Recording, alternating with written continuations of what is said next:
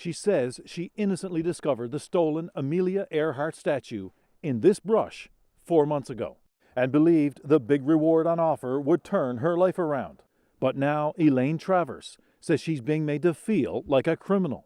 I'm hoping that I could get the money so I can better myself right now.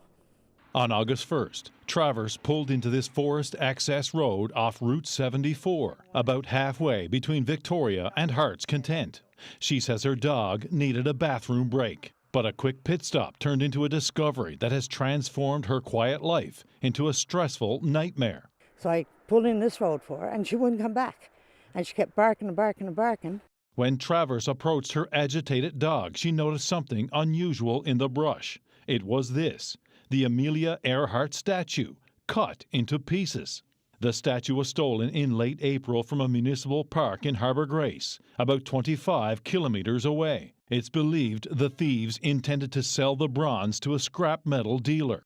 The theft was big news, which likely prevented the culprits from following through with their plan, and the statue was simply discarded.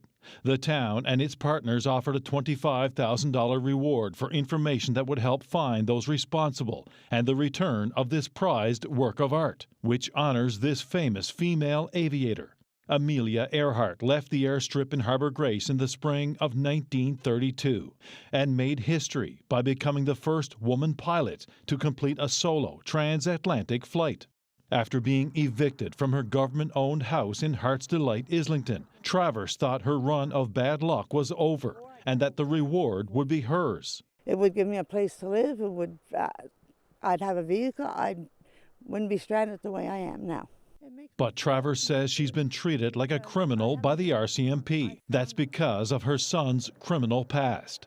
He's inside this car, would not agree to an interview. But Traverse says they had no involvement with the theft and disposal of the statue.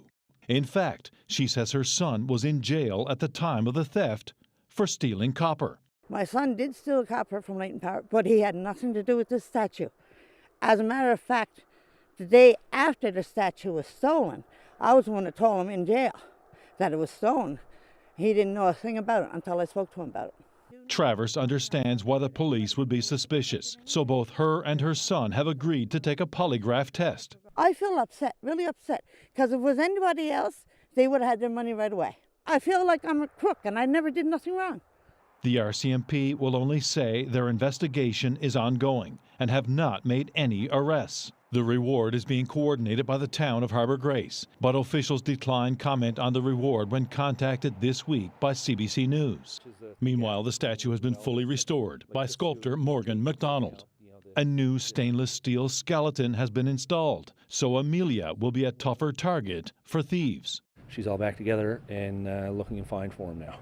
The statue will be secured to this new platform and rededicated during a ceremony next spring, with visitors being greeted by a reproduction of Earhart's signature.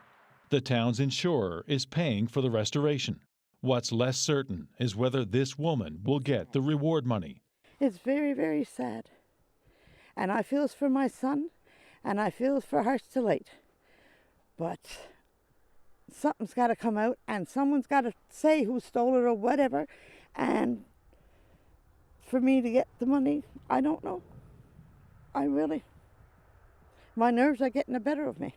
Amelia Earhart, meanwhile, had nerves of steel. So perhaps fittingly, her statue is now reinforced with iron. Terry Roberts, CBC News, Harbour Grace.